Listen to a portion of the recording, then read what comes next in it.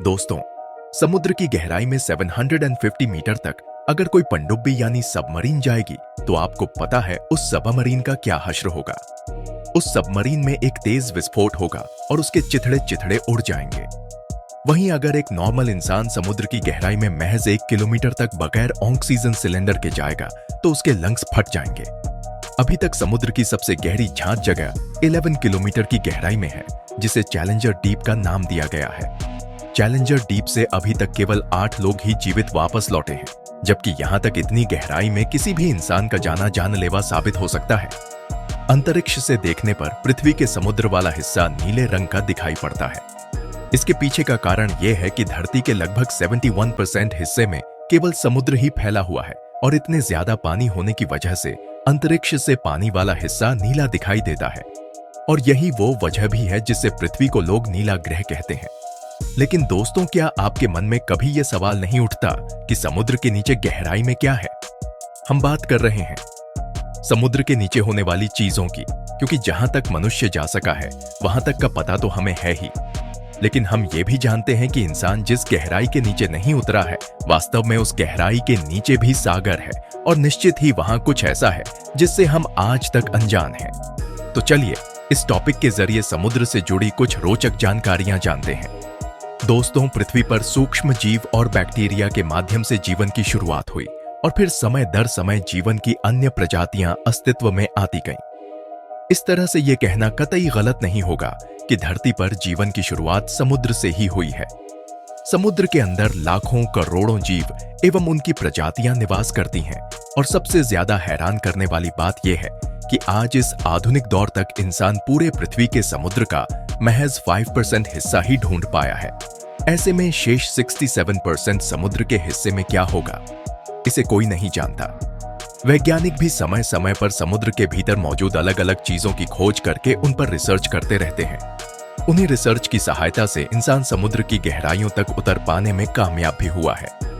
दोस्तों, प्रशांत महासागर के मारियाना ट्रेंच में मौजूद चैलेंजर डीप को पृथ्वी की सबसे गहरी जगह के रूप में जाना जाता है।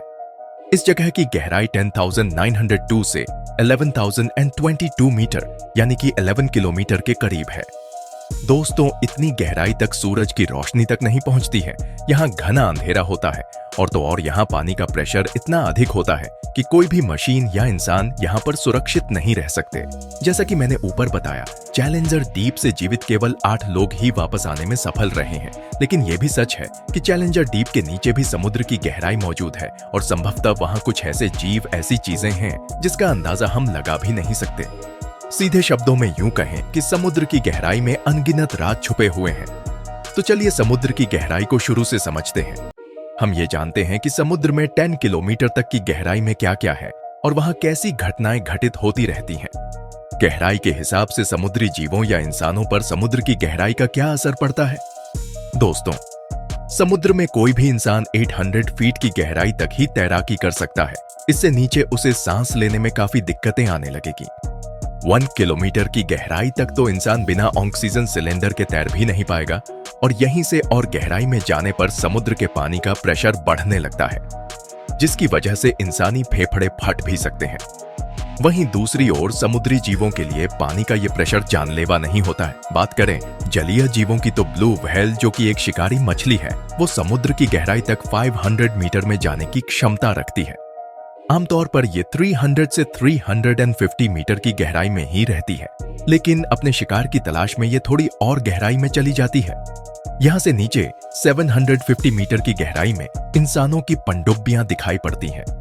पनडुब्बियों की सहायता से कोई भी देश अपनी समुद्री सीमा के दायरे में रहकर अपने दुश्मन देश की गतिविधियों पर नजर रखता है, ताकि कोई दुश्मन देश समुद्र के माध्यम से आकर उसके देश पर हमला न कर दे।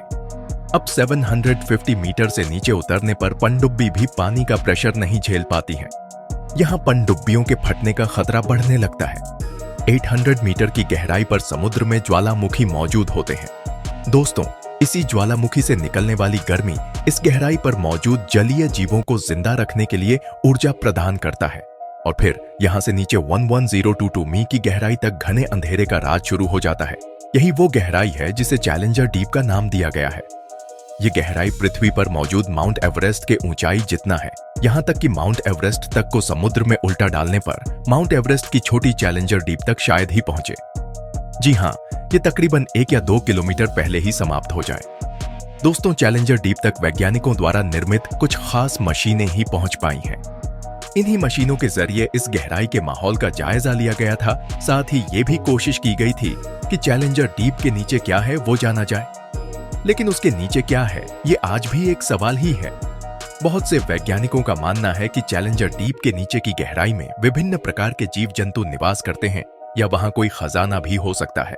लेकिन अगर आप ये सोच रहे हैं कि वहां सोना चांदी मौजूद होगा, तो आपका ये सोचना सही नहीं है। जी हाँ, ये सही क्यों नहीं है, इसे जानने से पहले आपको पृथ्वी की संरचना को समझना होगा। पृथ्वी की संरचना के आधार पर ही समुद्र के निचले हिस्से को काफी हद तक समझा जा सकता है। तो चलिए इसे समझते हैं। दोस्तों, पृथ्वी की सबसे ऊपरी लेयर को क्रस्ट कहा जाता है, जहां पर नदियां, पहाड़, समुद्र और साथ ही अनेक जीव जंतु निवास करते हैं। क्रस्ट की ये लेयर 10 किलोमीटर जितनी मोटी है। इसके बाद का हिस्सा मेंटल है। क्रस्ट की लेयर से 1 किलोमीटर तक की गहराई पर तेल और प्राकृतिक संसाधन मौजूद है और फिलहाल इंसानों ने तेल का इतना उपयोग किया है कि अब यही तेल क्रस्ट की लेयर से 2 किलोमीटर तक की गहराई पर ड्रिल करके निकाला जा रहा है। दोस्तों, समुद्र की गहराई में जो जलीय जीव मर जाते हैं, उनकी बॉडी सालों तक पानी में डिकम्पोज होती रहती है और अंत में यही कच्चे तेल के रूप में मेंटल वाले लेयर में पाए जाते हैं। अब सवाल यह है कि इतनी ज्यादा मात्रा में तेल का निर्माण तो संभव नहीं है, तो फिर समुद्र के नीचे क्या है? वास्तव में समुद्र के नीचे पानी ही पानी है, लेकिन ये पानी समुद्र से नहीं आता है, क्योंकि पृथ्वी पर जीवन की शुरुआत से पहले यहाँ वातावरण बना था, फिर मौसमी चक्र की शुरुआत हुई थी। इसी क्रम में पृथ्वी पर सालों साल बारिश होती रही। आसमान से बरसे पानी ने पृथ्वी के ज्यादातर हिस्सों में अपनी जगह बनाई। यही बरसात के पानी नदियों, झरनों तथा अन्य माध्यमों से आकर समुद्र का निर्माण करने लगी। जमीन द्वारा सोखे गए पानी को इंसान कुएं और हैंडपंप की सहायता से उपयोग में लेने लगे। बोरवेल की मदद से भी जमीनी पानी को बाहर निकाला जाने लगा। दूसरी ओर हम इंसानों का इतिहास पृथ्वी पर ज्यादा पुराना नहीं है। जिस हिसाब से पृथ्वी पर करोड़ों वर्षों तक बारिश हुई, उस हिसाब से एक सवाल यह भी है कि पृथ्वी पर मौजूद पानी वास्तव में उतना नहीं है जितना करोड़ों सालों तक बरसने के बाद होना चाहिए। तो फिर बाकी के शेष पानी कहां गए? तो दोस्तों, इसका जवाब हमारे सवाल में ही है कि आखिर चैलेंजर डीप के नीचे क्या है। जी हाँ, उसके नीचे भी पानी ही पानी है। उसके नीचे सालों साल से बरसा हुआ पानी मौजूद है। करोड़ों वर्षों तक चले इस जल चक्र के कारण पानी पृथ्वी के क्रस्ट के नीचे और मेंटल के ऊपरी हिस्से में जाकर जमा हो गया। इन्हीं दो लेयर्स के बीच समुद्र भी मौजूद है। इसलिए यह कहना गलत नहीं होगा कि समुद्र के नीचे कुछ और नहीं, बल्कि सालों साल से हुए बारिश का पानी ही मौजूद है। ऐसा कहा जाता है कि समुद्र के नीचे नदियां बहती हैं। ये सुनने में अजीब और अविश्वसनीय तो लगता है, लेकिन अगर गौर किया जाए तो हम वहीं तक के समुद्र को जानते हैं जहां तक हम इंसान जा पाए हैं। और उसके नीचे क्या है? इसका जवाब अगर पानी हो तो इसमें कुछ गलत भी नहीं है। यहां तक कि कई वैज्ञानिकों ने इसे साबित भी किया है। जी हां दोस्तों, कई वैज्ञानिक सालों से रिसर्च कर रहे थे। उनके अनुसार सबसे पहले मेक्सिको के समुद्र के नीचे के नदी की खोज की गई। उन्होंने इस नदी का नाम सिनोते एंजेलिना रखा, जो कहीं कहीं पर 115 फीट समुद्र के नीचे बहती है। इस नदी का पानी ताजा नहीं बल्कि खारा है। ठीक इसी तरह ब्लैक सी के नीचे दुनिया की 6ठी सबसे बड़ी नदी मिली, जो समुद्र से 100 फीट नीचे बहती है। इस नदी के बहाव की रफ्तार 6 किलोमीटर प्रति घंटे है। साथ ही ये अपने बहाव के साथ 22,000 क्यूबिक मीटर पानी लेकर चलती है। वैज्ञानिकों के अकॉर्डिंग सालों साल समुद्र के नीचे एकत्रित इस जल को समुद्री लहरों और सूर्य के प्रकाश की वजह से गति मिलती है। हालांकि वैज्ञानिकों का यह भी मानना है कि समुद्र के नीचे पानी सिर्फ एक जगह जमा नहीं है या नदियों के रूप में नहीं है, बल्कि ये झरनों के रूप में भी है। उन्होंने ये भी पता लगाया कि इन नदियों के बहाव के पीछे का कारण क्या है। दरअसल समुद्र के नीचे नदी का निर्माण होने के लिए समुद्री पानी की डेंसिटी, धरती का घूमना और तापमान होना आवश्यक होता है। एक जैसे डेंसिटी वाले समुद्री पानी की मात्रा आपस में मिलती है तो समुद्र के नीचे एकत्रित पानी में नई धाराएं निर्मित होती हैं। यही छोटी छोटी धाराएं एक साथ मिलकर बड़ी धारा का निर्माण करती हैं। नतीजतन समुद्र के नीचे नदियां बहने लगती हैं।